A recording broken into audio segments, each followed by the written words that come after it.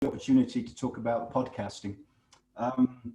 I'm going to speak for about 20 minutes, and then there'll be some time for questions.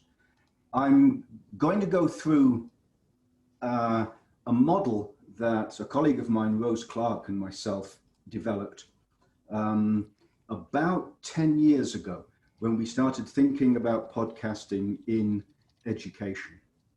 And we've developed it subsequently. We did a series of workshops for the HEA on podcasting and educasting, educational podcasting as it became known. And then we published a paper in 2014, and I'll put a link to the paper. The paper is very practical and it explains the different parts of our model. I'll put the model on the screen. This is the model. It's called the 6 Ps in podcasting. This is just a kind of heuristic device to bring together all the things that you have to think about when you're thinking about making a podcast, or when you're thinking about using podcasts in your classes. There's purpose, pedagogy, planning, and production as the main Ps. And then positioning, which is how the lecturer positions themselves in terms of the report, how they come across. That's part of planning. And then there's participation, which we put within the pedagogy thing. And what we mean by participation is getting the learners to make their own podcasts. And so what we found with this model is we could actually use this model in teaching students how to do podcasting, as well as teaching EAP practitioners to do that. I'll talk quite quickly about some of the aspects in the model. I'll say less about ones that have already been covered.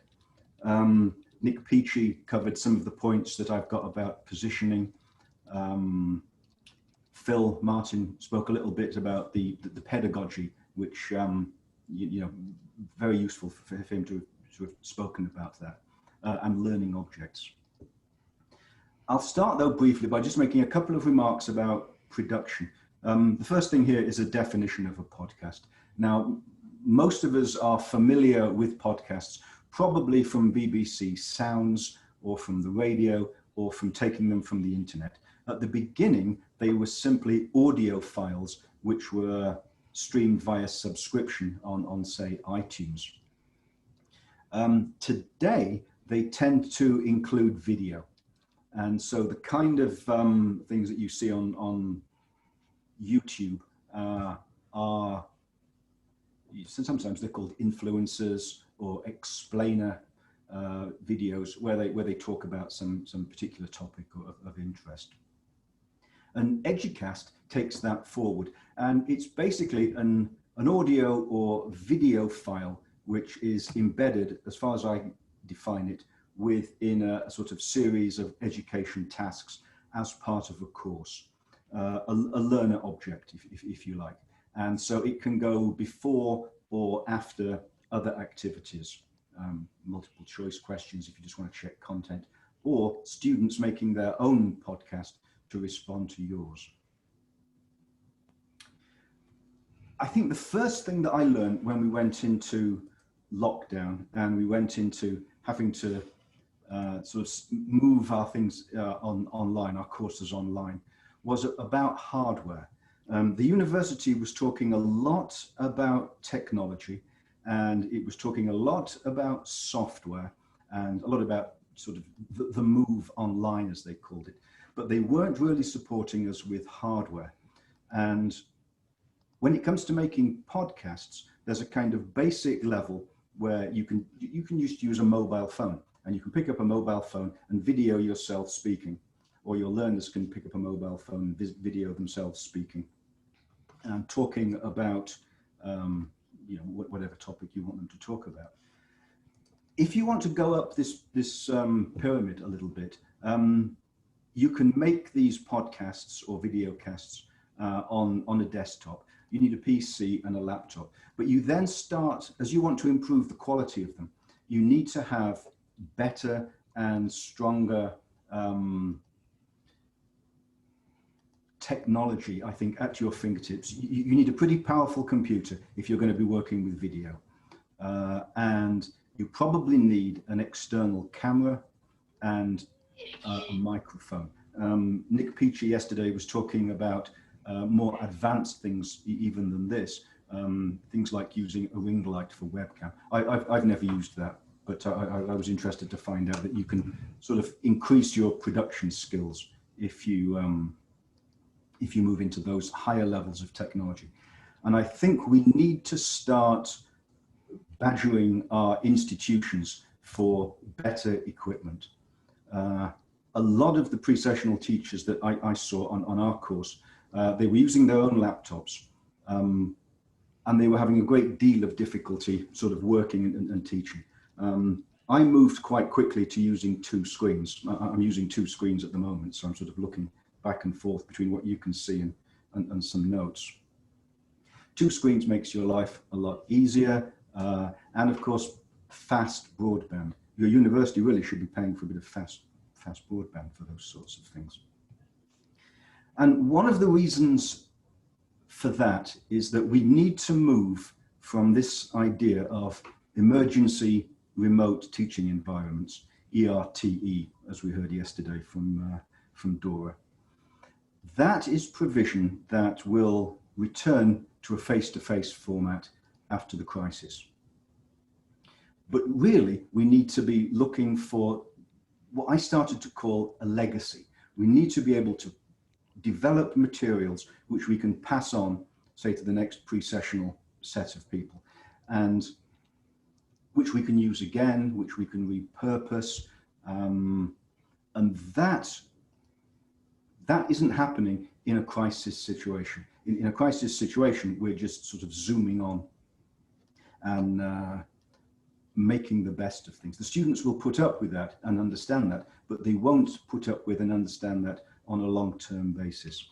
And so what I'm going to advocate today on a couple of occasions is sort of upping our game, both with how we deal with the pedagogy and how we deal with the technology and the production skills. I'll speak only briefly about purpose.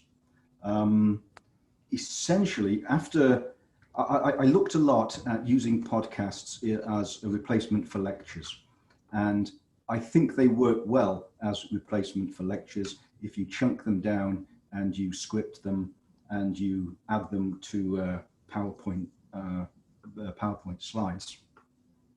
But in the way that I'm thinking about podcasting today, I'm really talking about a very flexible definition of podcasting. Really, anything which is an audio or video file, probably locally made. And I think down at the bottom there, it says asynchronous and participatory. We dealt a lot at the beginning of the crisis on synchronous material. So we went on to Zoom or Teams, and we started to teach the students through a set of materials that we'd prepared beforehand.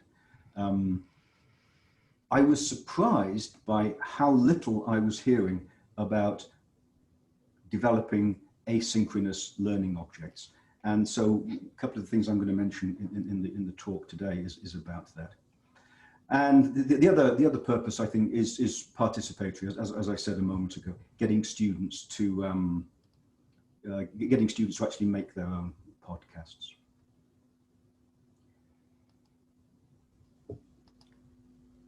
We need to be able to identify what we can remove from the teacher actually being there with the students. Anything in your teaching sequence that you can remove from you being there can possibly be made into a podcast and explained and then used asynchronously across your group. So everybody on your pre-sessional would be using what we call here reusable learning objects, and they can be backed up by the kinds of things that Phil was talking about with the computer mediated, the multiple choice, you know, all kind of activities that you can put on the computer for independent learning, and the student can go away and do those on their own without the teacher being there. There's a whole list here of things that we discovered we could put onto podcasts.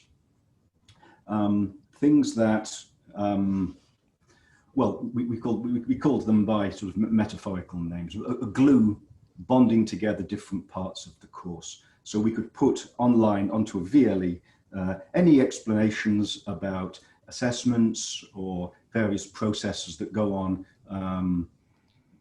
the timetable, the timeline that the students had, and any of those sorts of things could go into a podcast where someone, rather than the way that I'm doing now, just sort of speaks to camera and explains what they are. Good for listening skills.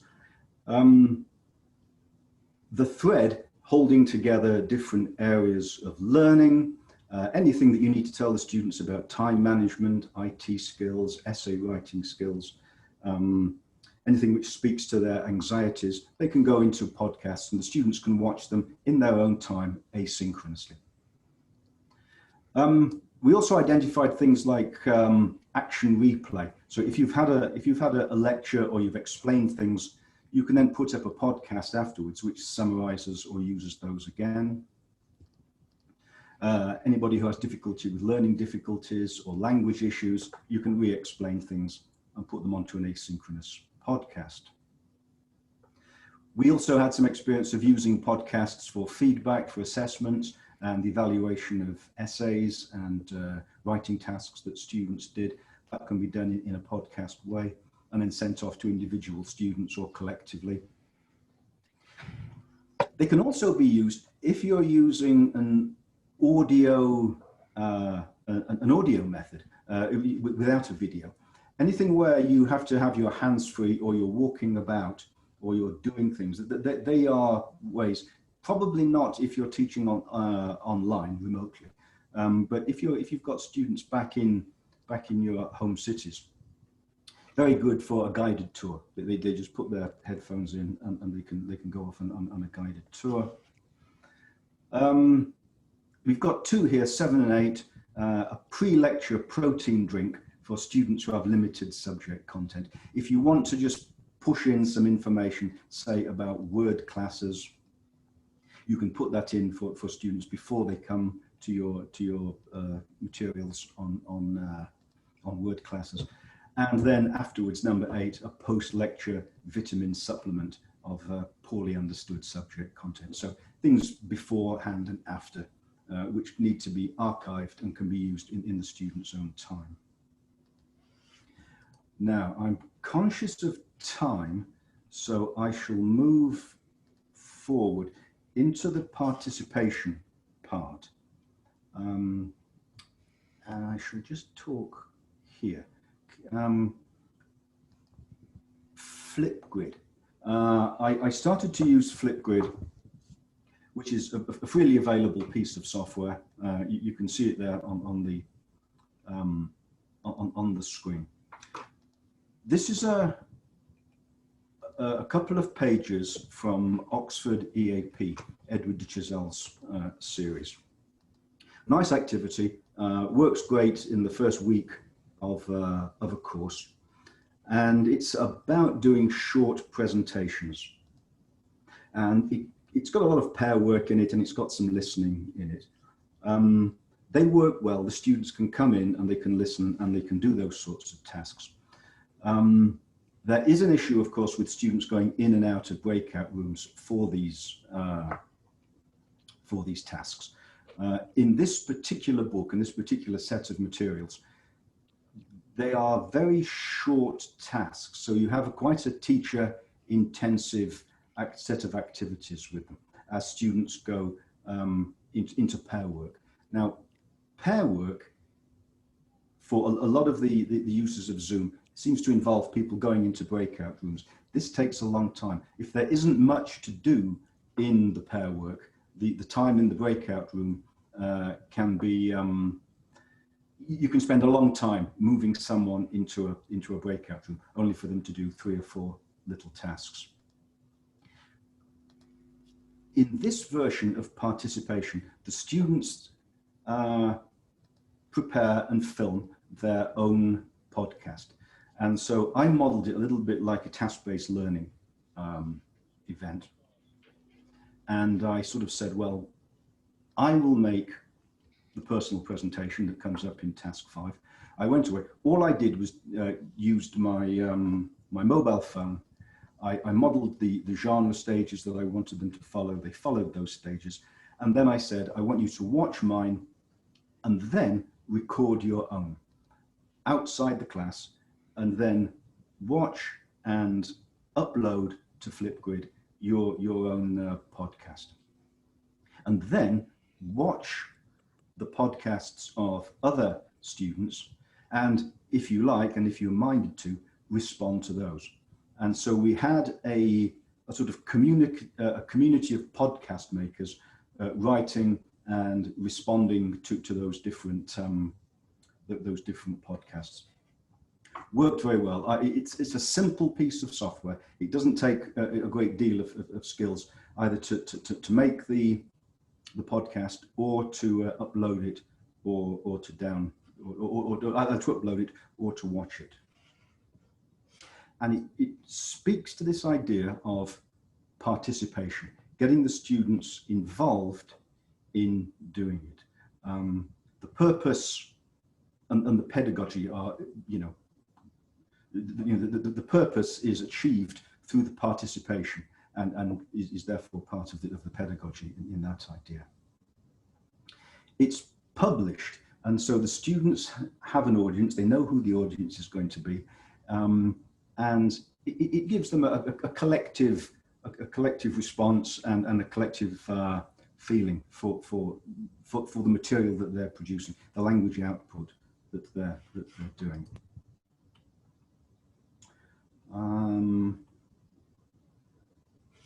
I'll give you a couple of other examples of how we used podcasts. We use, as much as we can, a discipline-specific methodology.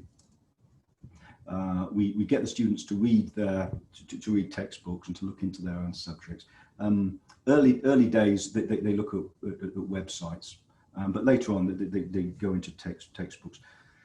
And so the podcasts that we got them to participate in with these is to simply to write a series of short 3 to 5 minute talkback radio style segments where they talked about issues that they liked, that they were interested in, and they watched those of the others and responded in kind. It was motivational and it worked nicely. Another use of podcasts, again shared on Flipgrid.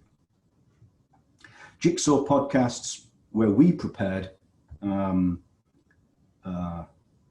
initial podcast which stimulated students in groups to make their own podcasts about different aspects of a particular topic. And then they had to watch the other people's podcasts and bring them together, in our cases, as a written summary of what they were doing. We also encouraged them to sort of publish into the real world. This is an example of tourism where they talked about their own town. And we also encouraged them to generate content which would be of use to other students in the future. So a group of second year undergraduate students was producing a set of podcasts that were passed on to other students in the following years. Now, I'll go over that. I'll move ahead because I can see that I'm running out of, well, not running out of time, but I'm getting pressed for time. I encourage the teachers to make their own podcasts, and this of course involves planning. In the research that we did, we broke down the roles that you have to make a podcast. And you, as the teacher, don't have to take them all on. You need a presenter, You need possibly a content expert, which could be deferred to the textbook. You might need someone to write it if you're going to script it. I think that scripting is a good idea.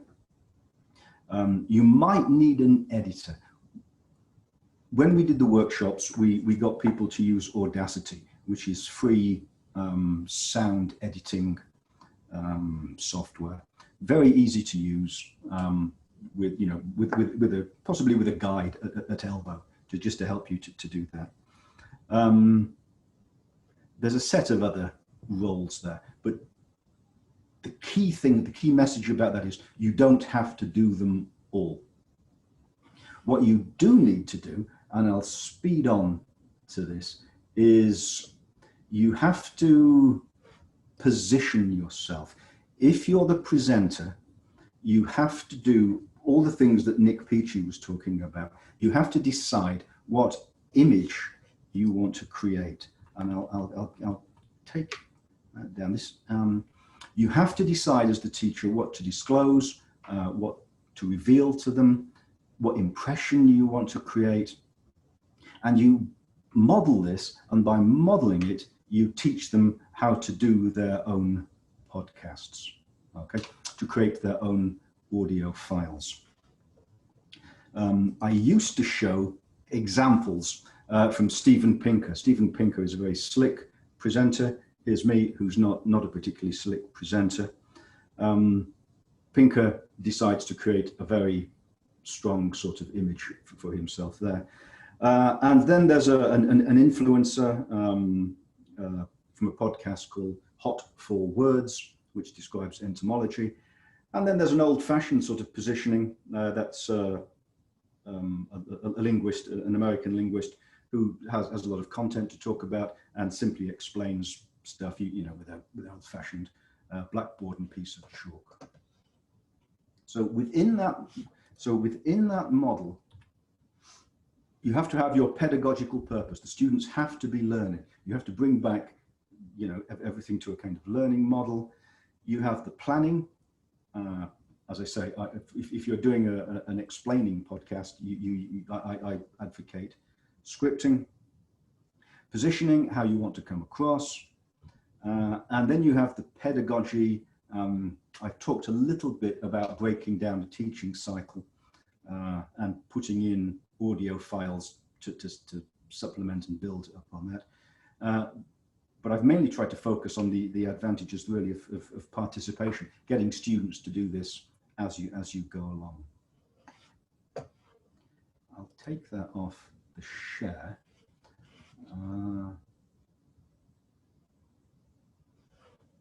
Are there any questions? Thank you, John. That was really interesting. Well, I've noticed Martin posted something. Perhaps he would appreciate your thoughts on this. How do you reduce the I can't see the comments at the moment. Sorry, but I can read it for you. Okay. How do you reduce the likelihood of students using scripts while recording with their phones without video when you have remotely assessed conversational skills? This was a challenge that I encountered during the EAP course. So that's a question from Martin. How would you respond to that? He wants to stop them using scripts. Well, so I think it's horses for courses for that. They can write a script. If you want them to work on something and polish it, you can ask your students to write a script. They're almost bound to think through what they're going to say. So I suppose what you would do is tell them not to use the script if you didn't want them to, but to get them to submit the script and to look and work on the script if you did want them to.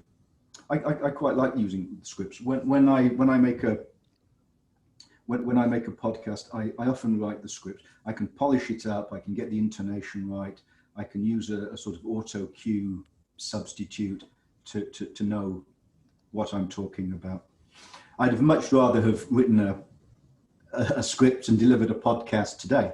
In a sense, during the speaking part, you don't need me thinking up the talk as we go along. In this environment, you can move up that pyramid, up from what I used to call enthusiasts quality, up to a more professional quality if you script.